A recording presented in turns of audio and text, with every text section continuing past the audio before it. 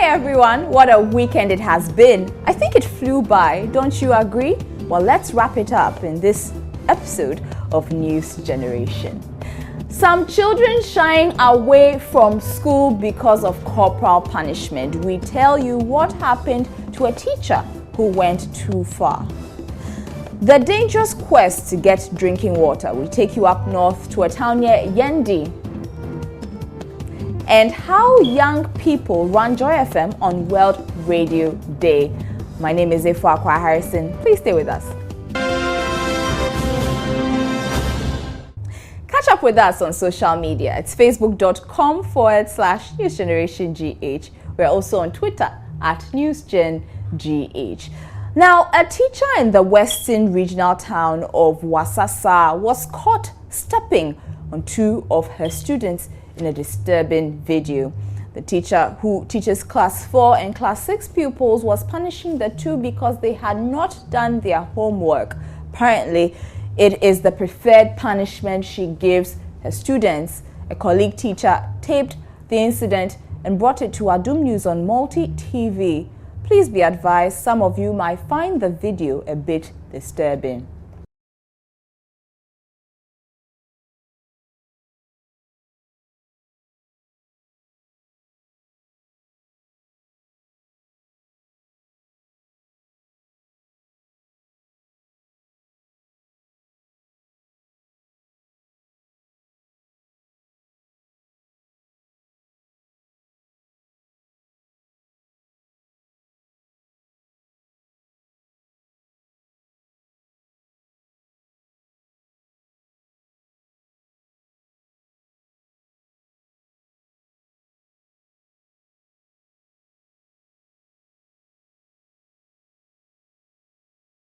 Heartbreaking, isn't it?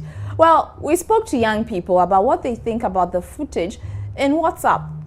Corporal punishment should be given before a punishment is taken, because in Ghana, like this, Ghana, we have many types of punishments that are not good.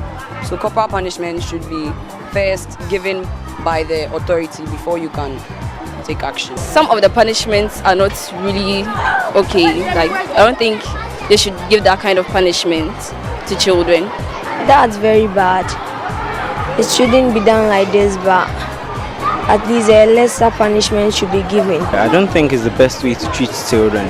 They could find a better way to treat them, or they'll pass that treatment on. The video I saw, I think it's a very, very terrible punishment that a teacher is supposed to give to a child. The teacher has no right and authority to give a child such a punishment because it's against the law, and it's even the child has the right to report the teacher. It's no way right. The teacher is not supposed to talk to the child in a harsh way in which the child will not do that same thing again, or will beat the child, but not beating the child mercilessly. What the teacher did to the child was the children wasn't good, because even if a child has done something bad, you are not supposed to be stepping on the child like that, because you don't know what the child is feeling in the body right now, and it is a violation against the rights of children. The child has the right to report this. Well, fortunately, justice has been served. The teacher in question has been sentenced to a year in prison and fined 1,200 Ghana cedis after Multi TV aired the video. But other forms of corporal punishment still exist. Caning, for instance. Some pupils in Akwedum in the eastern region say they are afraid to go to school because their teachers cane them all the time.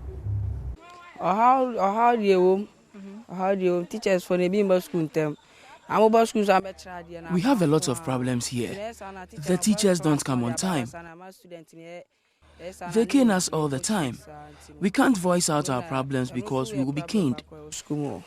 We'll be so question now. Instead of correct, no, the abanu mo edika boansa no correct. The teachers cane us instead of correcting us. Anytime you the abanu back class, I'm the abanu back class as students, so who abana. Most of my classmates fear to answer questions in class. The canes put fear in us. Tino onim crampo aneshenimu. Abanu mamu amu boshik.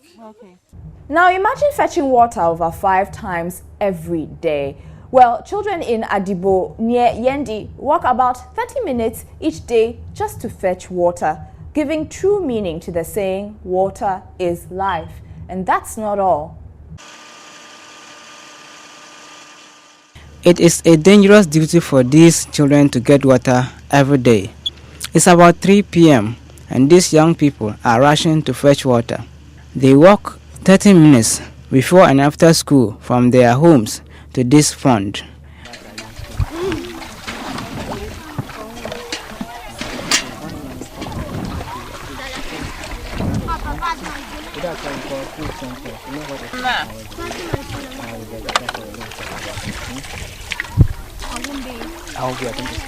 This is the only water body in the community, and it is filled with crocodiles.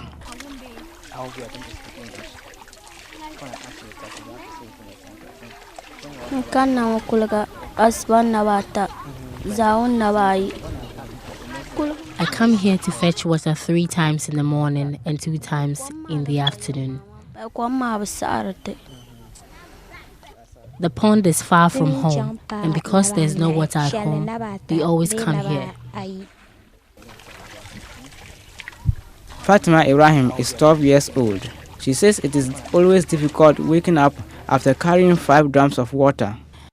We fetch the water before and after school, and it is difficult to sit or write in class because of body pains. It can be hazardous for our health because of the distance. We suffer from chest problems carrying the water. We fetch the water up to 2 times, 3 times, and sometimes even up to 4 times. And it's always difficult to wake up and report to school early because of tiredness. A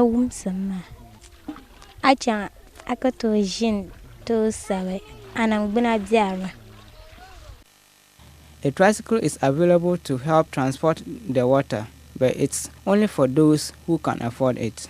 Young people in Adibo are unhappy with the condition of the pond. They want authorities to help.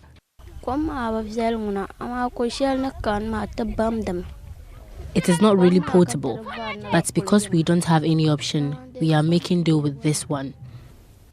We want the source of water to be closer to our homes, like pipe bomb water or borehole. Hopefully, government can start a water project in the Adibo community, so these children can stop risking their lives for the basic necessity, water.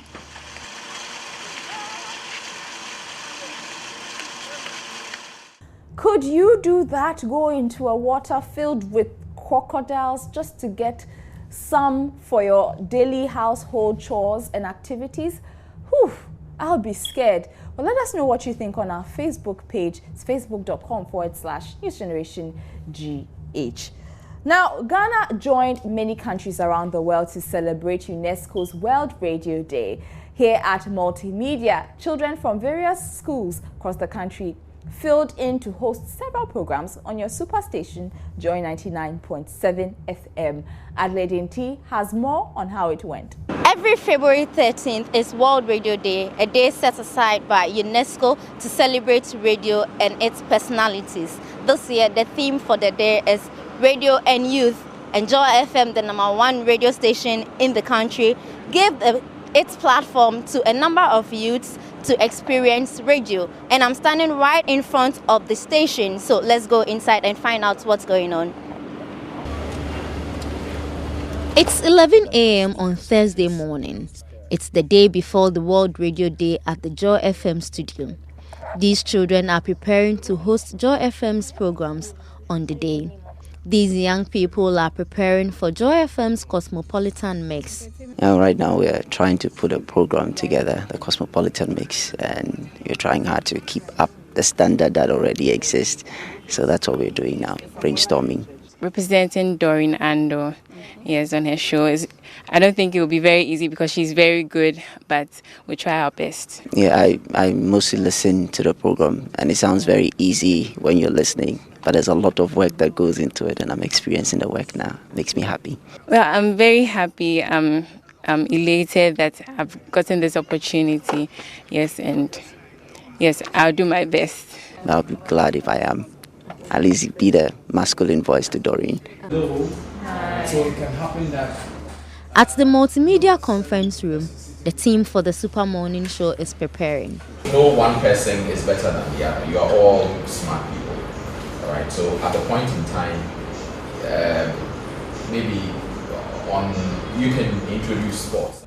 Now, all is set for the World Radio Day on the 13th of February. For instance, your grandmother at the village. It's 5 a.m. Friday morning and the Super Morning Show on Joy FM has started. And it is not the regular host Kojo Yangson who is hosting the show. 15-year-old Maureen Tre from Achimota Senior High School gave Kojo Yangson the day off and hosted Ghana's most influential breakfast show. So now let's discuss the thing that's really bothering me, World Radio Day. What are we bringing? What is going to happen? What are we going to do? Please tell me, Eric. When I listen to Kojo Yangson sometimes, I actually think he's blessed. I think what he's doing is effortless. He's just sitting back there relaxing and, just speaking. Today I realize it's not easy. It's not easy, but he is gifted. It's not easy because everything you say, it's like everyone walking in, walking back, speaking behind you, but you have to, remain focused. And I really don't know how he does it every single day, because doing it today, it's a blessing. I couldn't even feel his shoes. But Kojo Yangson, if you're watching, I really admire you, and I look forward to meeting you one day. And it was fabulous, being you today. So yeah, thank you. She was assisted by Eric Von D from University of Cape Coast, Albert Kofi Kunedu from IPMC, Edubia Asante Apiedu, and Vanessa Planch, both from the Christ the King International School. I was on the Super Morning Show and I did the newspaper review and I talked about the big stories today. Also co-host on the Super Morning Show, we spoke about World Radio Day, leadership, and Dumso. It's a big platform, I must say, and it was very nice. The pressure was massive. You feel the pressure when you see something wrong. The text message flow, and it was inspiring to know that people are listening to you. World Radio Day is a day that radio is appreciated. People behind the mic, people behind the cameras, everybody, they appreciate it. And we are really thankful that they at least set a day aside for radio. I think radio has been with us for a very, very, very, very long time. Thanks to the UNESCO, we are celebrating World Radio Day. This is actually the 5th year. It's the 5th year. So we are happy to be part, and we say it's Radio Day. I think I'm never going to forget this day ever. They've exposed me to so much. It was so fun, exciting, full of life, very educative as well, entertaining and informative as well. Carl Ampa is the Senior Programs Officer in charge of culture at UNESCO. the issues of radio are very, very important. And it's a medium to communicate, it's a medium to empower people, it's a medium to do a lot of things. And already the UN had already started a radio, and the impact could be felt. So it was important that a date was set to find out, or to show radio's contribution to development. And the selection of this day, it must be put on record that Ghana was part of it, working very hard to ensure that this day was actually agreed to and established by the UN. Radio reaches more people in many places than any other medium. So how has radio influenced some young people? Listening to radio is a very good thing. It's some people come on radio to come and advise us. The news has influenced my life greatly. Like, it makes you know what is happening around you and all that. And enjoy time in His presence. It increases your faith in God. I listen to news, music, sports, all kinds of music, gospel music, but sensible in particular. Ones that I can find, I can get proper things from. Now, it was the official day of love on Saturday, February 14th. Did you get chocolates, perhaps flowers, or you think it's all a big fuss about nothing? Well, here's some history about St. Valentine's Day. Valentine's Day is also known as the Feast of Saint Valentine. It is a holiday observed on February 14 each year. It is celebrated in many countries around the world, although it is not a holiday in most of them. It's the day when people show their affection for another person by sending cards, flowers, or chocolates with messages of love. The popular belief about Saint Valentine is that he was a priest from Rome in the 3rd century AD. Emperor Claudius II had banned marriage because he thought married men were bad soldiers. Valentine felt this was unfair, so he broke the rules and arranged marriages in secret. When Claudius found out, Valentine was thrown in jail and sentenced to death. There, he fell in love with the jailer's daughter, and when he was taken to be killed on 14th February, he sent her a love letter signed "From your Valentine." Valentine's Day is a very old tradition, thought to have originated from a Roman festival. The Romans had a festival called Lupercalia in the middle of February, officially the start of their springtime. Later on, the church wanted to turn this festival into a Christian celebration and decided to use it to remember Saint Valentine too. Gradually, Saint Valentine's name started to be used by people to express their feelings to those they loved.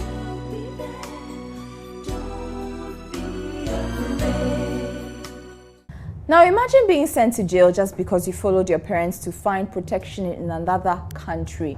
Well, it is happening to children of migrants from the Middle East, parts of Asia, in Australia.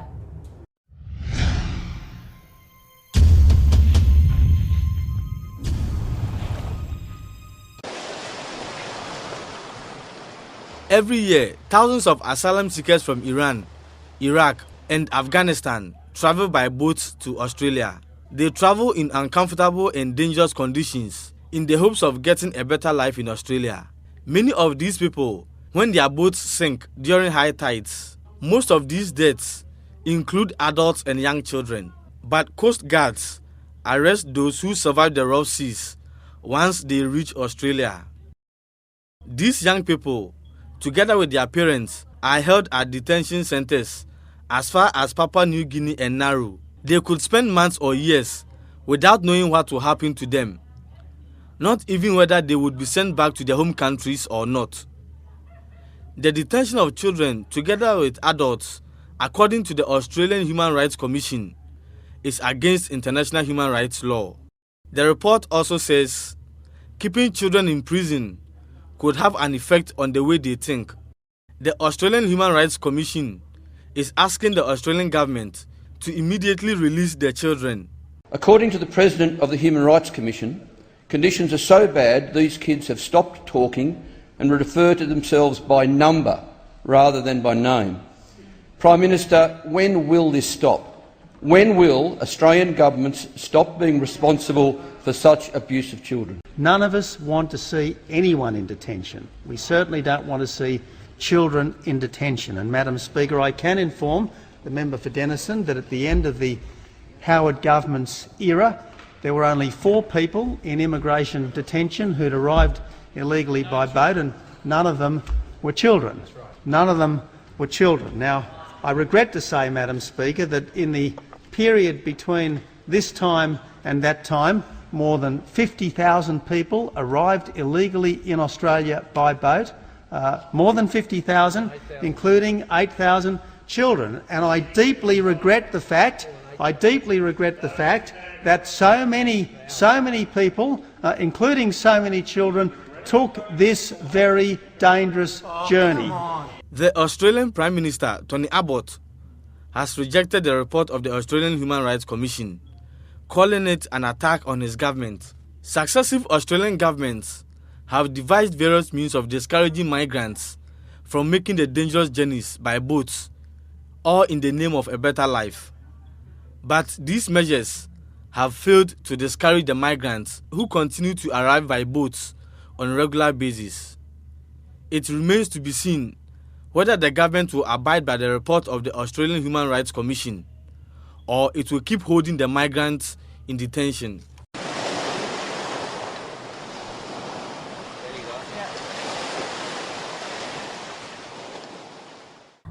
Ever seen the Archbishop of Accra sing one of his favorite songs? Well, Archbishop of Accra, Charles Palmer Buckle, dazzled many as he joined hundreds of students at the 2015 Choral Praise. After hours of exciting tunes, Christ the King School Choir was crowned winners for the second time.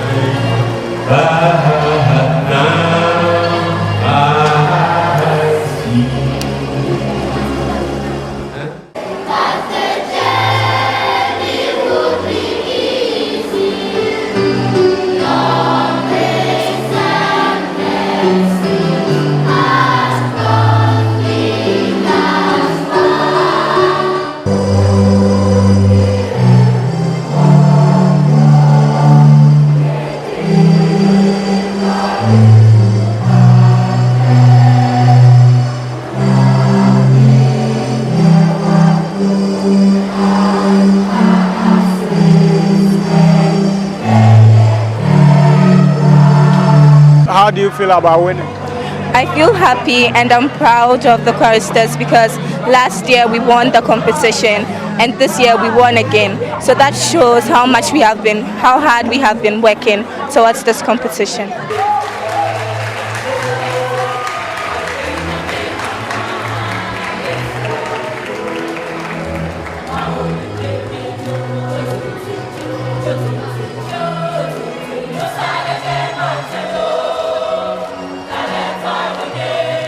And you came second. It was marvelous and so educating. At the end of every competition, there is a winner. So we are happy that we took the second position.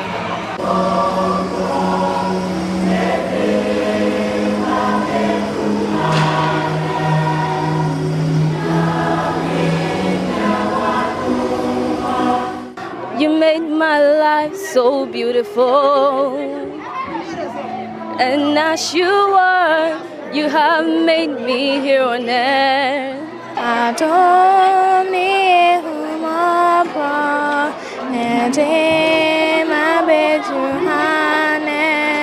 It's all in your name, Lord. Whatever I claim, Lord, Jesus, whatsoever I want is in your name. The whole idea is to encourage schools to have choirs that will sing. And we are told that if we go to heaven, all that we're going to do is to sing. And so we want them to see the importance of singing.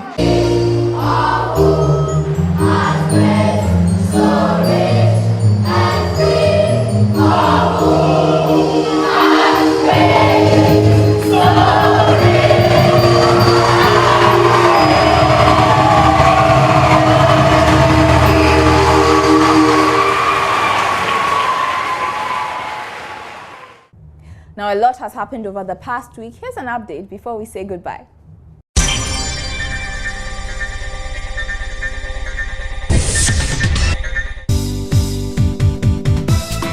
Some junior high school students in Accra could miss this year's Basic Education Certificate examination.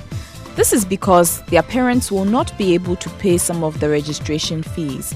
The registration fee is 17 cedis 40 pesos per candidate. However, the Education Ministry allows schools to charge additional fees based on negotiations with parents. Checks by Joy News reveal some schools in the capital are taking advantage of this to charge as high as 200 Ghana cedis for the entire registration process.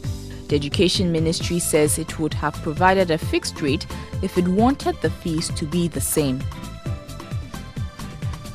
12-year-old Vishal Takwani of the Delhi Public School Tema is the best speller in Ghana. Vishal beat 81 other spellers from around the country to win the 2015 edition of the National Spelling Bee.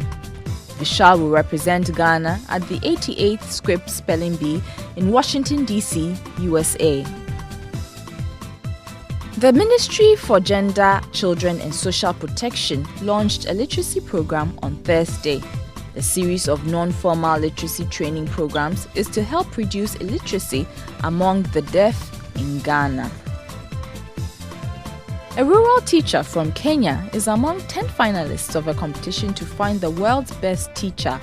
Jacques Kahura is up against teachers from countries which include the UK, the US, India and Afghanistan for a £650,000 prize. The international prize is designed to make people more aware of how important teaching is. The Global Teacher Prize, which will be awarded for the first time next month, has been created by the Vaki Foundation. It received entries from 127 countries. Huge crowds of people have paraded through the streets of Rio de Janeiro, Brazil, for the official Rio parades. Hundreds of street parades take place all over the city, with many people wearing giant stilts. This is all part of the build-up to the official Rio parades, which take place over 2 days in the Samba Drome. The Confederation of African Football's Technical Study Group has selected 3 members of the senior national football team. CAF released its official team of the tournament Friday. Members include midfielder Christian Achu, defender Harrison Affol, and forward Andre Ayew. And that's it for this edition of News Generation. Thank you so much for joining us. Remember, you can always catch up with us on social media. It's facebook.com/newsgenerationgh. Also find us on Twitter, all of you who tweet. It's at NewsGenGH. And until next time, enjoy the rest of your weekend.